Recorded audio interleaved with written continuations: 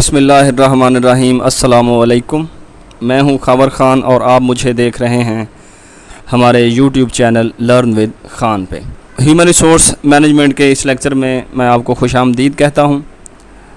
आज का हमारा जो लेक्चर है वो जॉब एप्लीकेशन के बारे में है और किस तरीके से आपने अपनी सीवी या रिज्यूमे लिखनी होती है, जो आपको प्रैक्टिकल लाइफ में एक आपके लिए नहायत एक अहम इसका किरदार होता है। तो उसके बारे में हम आज डिस्कस करेंगे। तो पहले हम बात करेंगे जॉब एप्लीकेशन के बारे में, उसके बाद रिज्यूमे राइटिंग के बारे में बात होगी। दोनों ही बड़ी अहम चीज़ें हैं। दोनों का आपको अपनी रियल लाइफ में, प्रैक्टिकल लाइफ में इसको आपने इस्तेमाल करना है। एक से ज़्यादा जगहों पे आपने जो है वो अप्लाई करना होता है, अप्लाई करना भी पड़ेगा आपको। बाज़ का एक जॉब के सर्च में आपको हो सकता है 20 दफ़ा या 50 दफ़ा भी एप्लीकेशन लिखनी पड़े। तो इसलिए इसको आपके लिए समझना नहायत ज़रूरी है। ये एक जॉब एप्लीकेशन है जी कि उसका स्पेसिमेन आपके लोगों के साथ डिस्कस किया गया है और आपको एक जॉब एप्लीकेशन लिख के दी गई है, उसको हम यहाँ पे डिस्कस करेंगे। मैं आपके साथ फिर बताऊँगा आपको कि किस तरीके से आपने अगर इसको लिखना कैसे है, समझ के आपने अपने हिसाब से उसको क्या क्या तब्दीलियाँ आपको करनी पड़ सकती हैं। तो इसको मद्देनज़र रखते हुए आपने अपनी एप्लीकेशन, जो जॉब एप्लीकेशन है, वो लिखनी है। तो शुरू करते हैं जी। ये एप्लीकेशन यहाँ से शुरू हो रही है जी। The manager HR department alpha industries 20 kilometre Ferozepur road Lahore. मतलब ये है, अब ये एक ऑर्गेनाइजेशन का नाम है मैनेजर HR डिपार्टमेंट। बाज़ ऑर्गेनाइजेशन में HR डिपार्टमेंट नहीं होता, तो वहाँ पे हो सकता है कि आपको वैसे मैनेजर का नाम जो है वो जनरल मैनेजर ही लिखना पड़े, तो या अकेला मैनेजर आप लिखें। या ये ऑर्गेनाइजेशन का नाम है जी अल्फ़ा इंडस्ट्रीज़, जो नाम होगा वो आप यहाँ पे मेंशन करेंगे और ये उसका बुनियादी तौर पे एड्रेस है। ये एड्रेस आपने लिखना है। उसके बाद आता है subject job application for the post of accountant. ये अकाउंटेंट की पोस्ट के लिए जॉब है। अब आप कोई मार्केटिंग की पोस्ट के लिए हैं, आप कंप्यूटर ऑपरेटर या किसी और जॉब के लिए अगर इंटरेस्टेड हैं, तो जो जॉब आप की पोस्ट होगी वो आपने सब्जेक्ट के अंदर मेंशन करना है। Job application for the post of, जो भी पोस्ट होगी वो आपने यहाँ पे मेंशन करना है। उसके बाद लिखना है डियर सर। ये यहाँ पे आप कॉमा लगाएं कॉलन की बजाय। Dear sir, through the advertisement in Dawn dated 27 May 2014 it has come to my knowledge that your organization needs a qualified accountant. अब ये एडवर्टीजमेंट डॉन न्यूज़पेपर, आपका इंग्लिश न्यूज़पेपर है, उसमें उसका हवाला दिया गया है। यानी यहाँ पे आपने सबसे पहले रेफरेंस देना है जिस अखबार से भी आपने उस एडवर्टीज़मेंट के बारे में पढ़ा हुआ हो। मसलन आप जंग में अक्सर ख़बरें आती हैं, द न्यूज़ जो है उसमें एडवर्टीज़मेंट, जॉब एडवर्टीज़मेंट्स आती हैं। जिस भी जॉब का में मुतल्लिका कंपनी ने एडवर्टाइज़ किया था, उस ऑर्गेनाइजेशन का, उस कंपनी का आपने हवाला यहाँ पे देना है। I am interested in the position and present my application along with my curriculum Vita. यानी इसको CV, इसी को रिज्यूमे का नाम दिया जाता है। Attached herewith this letter, कि आपने इस लेटर के साथ वो अटैच करनी है। वो हम इससे अगले पेज पे उसको डिस्कस करेंगे। ये एक CV है, यानी ये भी आपने जॉब एप्लीकेशन के साथ लगानी होती है। यानी इसका हवाला भी आपने देना है जी कि मैं अपनी एप्लीकेशन के साथ ये लगा रहा हूँ। ये एक थोड़ा सा, यानी यहाँ से आपने स्टार्ट लिया कि आपको कहाँ से ऑर्गेनाइजेशन का पता चला और आप अपनी कंसेंट जो है वो ज़ाहिर करते हैं जी कि मैं इस ऑर्गेनाइजेशन में इंटरेस्टेड हूँ। ये आप अपने बारे में थोड़ी सी इन्फॉर्मेशन देते हैं जी। I have completed my graduation in commerce, यानी आपने जी कॉमर्स में से मैं अपनी ग्रेजुएशन मुकम्मल की है with major in accounting and finance from Punjab university in the current year. तो आपने जिस भी सब्जेक्ट में आपका मेजर है, जिस सब्जेक्ट में भी आपने अपनी तालीम मुकम्मल की है, मतलब यहाँ पे अकाउंटिंग एंड फाइनेंस लिखा हुआ है, कोई मार्केटिंग में किसी ने किया है, सेल्स में किया है, किसी ने केमिस्ट्री में किया है, किसी ने कंप्यूटर साइंस में किया है। जिसमें भी आपकी स्पेशलाइजेशन है वो आपने मेंशन करना है।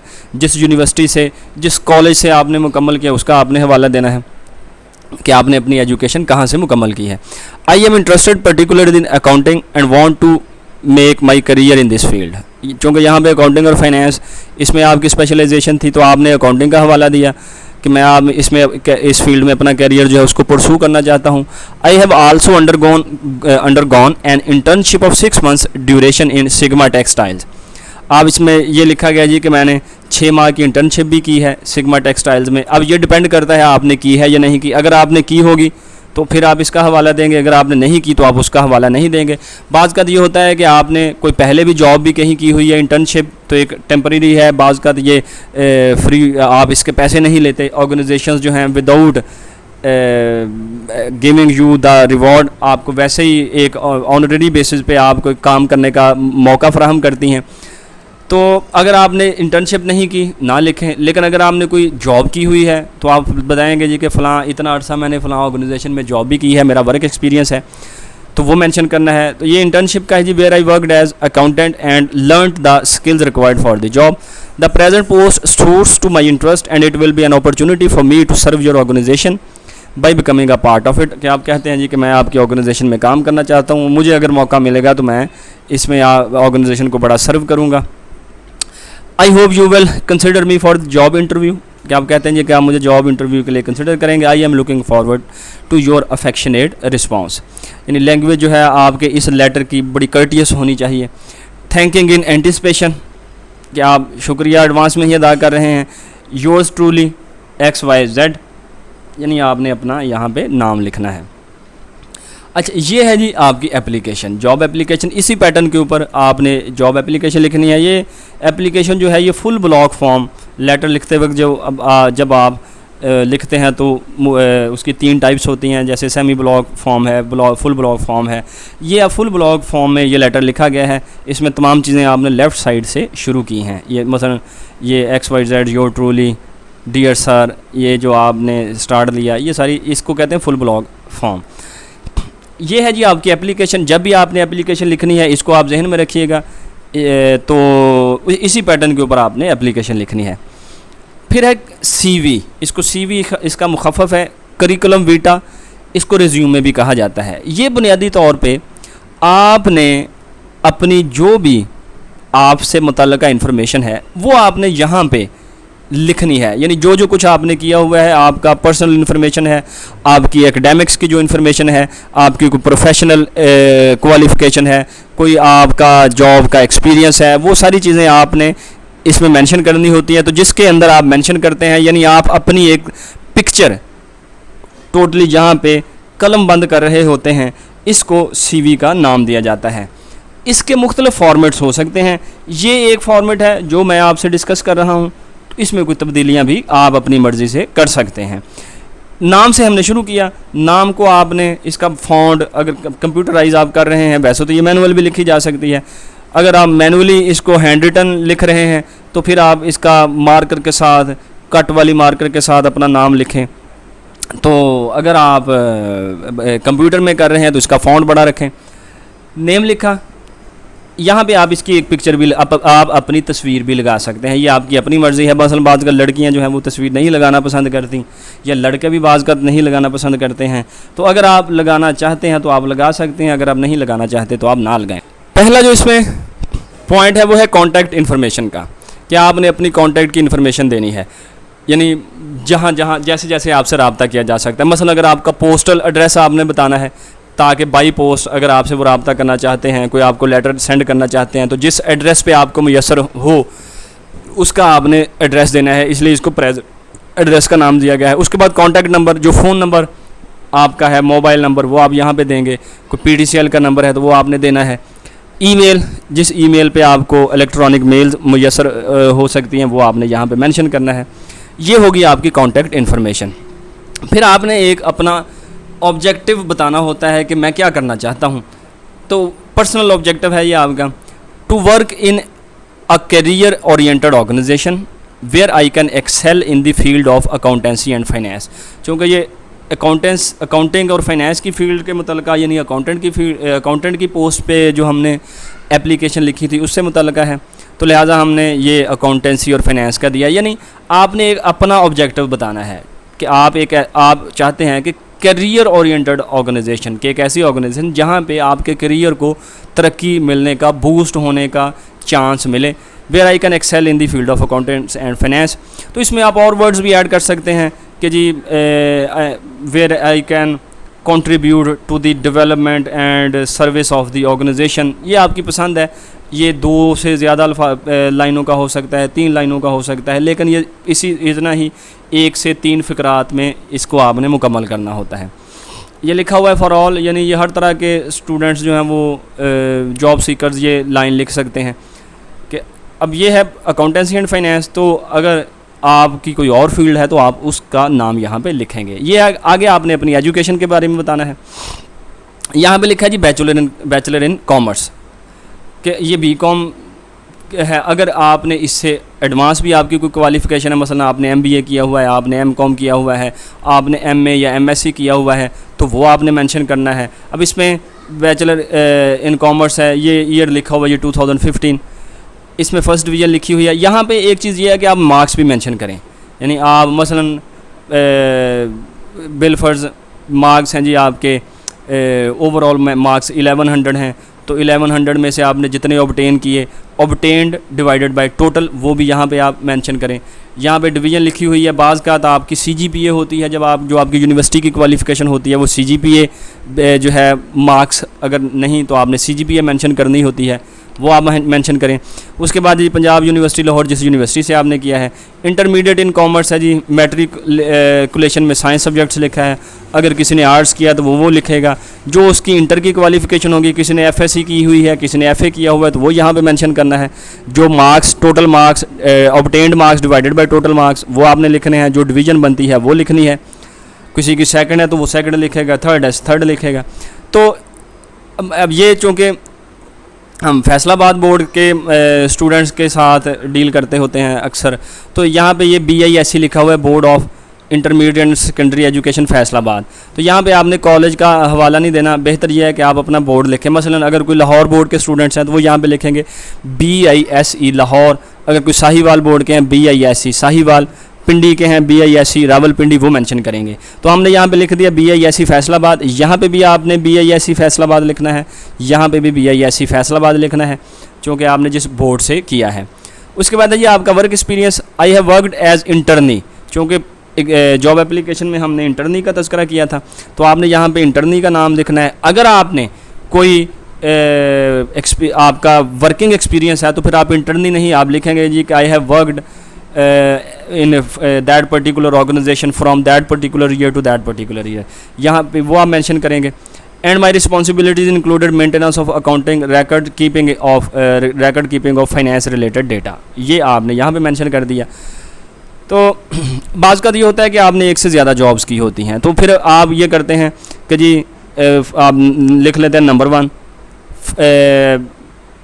फ़लाँ ऑर्गेनाइजेशन, ठीक है, उसका नाम लिखा जी किस ऑर्गेनाइजेशन में आपने काम किया, कितने साल आपने काम किया, और कितनी जो आपकी जॉब की पोजीशन थी वो क्या थी। मसलन मैं यहाँ पे कहता हूँ जी कि नंबर 1 आपने एक से ज़्यादा जॉब्स थी। नंबर 1 आपने लिख दिया जी कि MTM, ये एक कंपनी है टेक्सटाइल की, आपने MTM फैसलाबाद उसका नाम लिख दिया। आगे आपने कितना अर्सा वहाँ पे काम किया, किस टाइम से लेकर किस टाइम तक, वो मेंशन करना है। और आगे आपने अपनी पोजीशन लिख देनी है। मसलन आपने जी बतौर अकाउंटेंट काम किया, उससे अगली ऑर्गेनाइजेशन में नंबर 2 लिखा आपने जी, नंबर 2 लिख दिया सितारा टेक्सटाइल्स, उसमें आपने नाम लिख दिया, वहाँ पे कितना अर्सा आपने काम किया, किस टाइम से लेकर किस टाइम तक, वो मेंशन करना है। और फिर आपने वहाँ पे बिलफर्ज आपने असिस्टेंट अकाउंटेंट के तौर पे काम किया, वो लिख देना है, एंड सो ऑन। यानी ये आपका तरीक़ाकार होगा वर्ड्स एक्सपीरियंस को मेंशन करने का। उसके बाद है आपकी प्रोफेशनल स्किल्स, कि आपने जो पढ़ाई की है रेगुलर वो तो आपकी है, कोई इससे इजाफी जो आपकी ऐसी स्किल्स जो आपको प्रैक्टिकल लाइफ में फ़ायदा देगी। मसलन short computer course on software application and MS office, Microsoft office, जहाँ पे आप MS वर्ड, एक्सेल और पावर पॉइंट आप सीखते हैं। तो जो कि कंप्यूटर की आजकल के दौर में ऑर्गेनाइजेशंस में कंप्यूटर की एप्लीकेबिलिटी बहुत ज़्यादा है, तो इसलिए ये आपको आते भी होने चाहिए। फिर है जी English language course specially with reference to business language, कि आपने अगर कोई इस तरह का कोर्स किया वो मेंशन कर दिया। Acquired business communication skills with fluency of language, अब ये है जी आपकी प्रोफेशनल स्किल्स। अब इसमें से आपने तब लिखनी है अगर आपके पास कोई हो, अगर नहीं है तो वो आपने नहीं लिखनी। इसके बाद है पर्सनल बायोडेटा।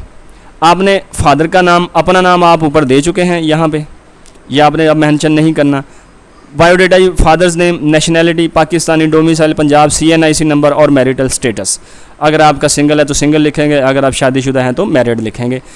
आखिर पे होता है जी रेफरेंस, क्योंकि बाज़ ऑर्गेनाइजेशन जो हैं वो रेफरेंस भी मांगती हैं।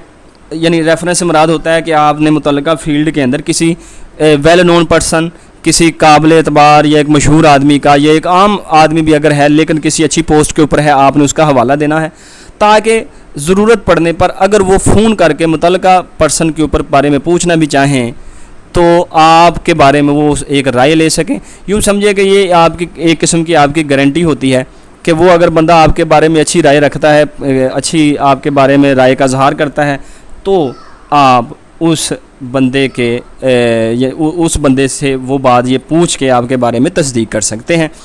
तो ये होता है ये रेफरेंस। तो अक्सर इसमें यही लिखा जाता है reference will be presented on demand और reference will be furnished on demand. तो लेकिन अगर आप चाहें तो आप किसी बंदे का हवाला भी दे सकते हैं। अक्सर ये हवाला उस वक्त होता है कि जब उस ऑर्गेनाइजेशन के मुताल्लिका कोई बंदा, कोई अहम, कोई ख़ास, कोई अच्छी पोस्ट के ऊपर कोई बंदा है और वो उनको जानते भी होंगे या उस बंदे का नाम उन्होंने सुना भी होगा, तो अक्सर ये होता है फिर इस तरह के रेफरेंस का आपको फ़ायदा होता है। ये है जी एक आपके सामने ये CV है, इसका फॉर्मेट आपसे डिस्कस किया गया है। ये फॉर्मेट आप आगे पीछे भी कर सकते हैं, यह आपकी अपनी पसंद है। एक और तरह के फॉर्मेट्स भी अवेलेबल हैं, कोई आप नेट पे भी सर्च कर सकते हैं। मसलन बाज़ का ये होता है जो पर्सनल बायोडेटा है ये आप यहीं पे मेंशन कर देते हैं पर्सनल बायोडेटा, तो उसके बाद आप अपना ऑब्जेक्टिव बताते हैं, education, work experience, professional skills, ये फिर अब आप अपनी तरतीब से मेंशन करते रहते हैं। बहरहाल इसमें आप अपनी मर्ज़ी से तब्दीली भी कर सकते हैं। तो बेहतर यह है कि आप भी इस तरीके से आप अपने ख़ुद भी प्रैक्टिकल इसका करें, आप अपनी CV भी बनाएं, आप एक जॉब एप्लीकेशन भी लिखें, वो आपको फ़ायदा देगी, आपको पता चलेगा कि किस तरीके से इसको लिखना है। आज का लेक्चर यहीं पे ख़त्म हुआ, अगले लेक्चर में इंशाल्लाह आपसे फिर मुलाकात होगी। तब तक के लिए अल्लाह हाफ़िज़।